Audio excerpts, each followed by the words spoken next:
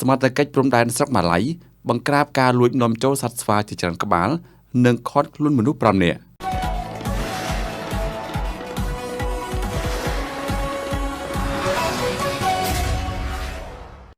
ចំនួនសត្វព្រៃឆ្លងដែនពីប្រទេសថៃចូលមកកម្ពុជាតាមច្រករបៀងស្រុកម៉ាឡៃខេត្តបន្ទាយមានជ័យត្រូវបានសមត្ថកិច្ចឈរជើងតាមព្រំដែនបង្ក្រាបការពីយប់ថ្ងៃទី27កក្កដាឆ្នាំ2026ស្ថិតនៅក្នុងភូមិសន្តិភាពឃុំទួលពងរស្រុកម៉ាឡៃខេត្តបន្ទាយមានជ័យតាមសមត្ថកិច្ចការបង្ក្រាបខាងលើ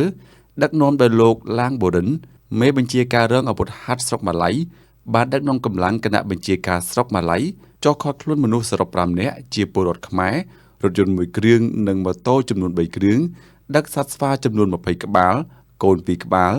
ដែលយកឆ្លងដែនពីថៃមកប្រទេសកម្ពុជាស្ថិតនៅក្នុងភូមិសន្តិភាពឃុំទួលពងរស្រុកម៉ាឡៃខេត្តបន្ទាយមានជ័យក្រោយការឃាត់ខ្លួនជនសង្ស័យនិងវត្ថុតាំងខាងលើ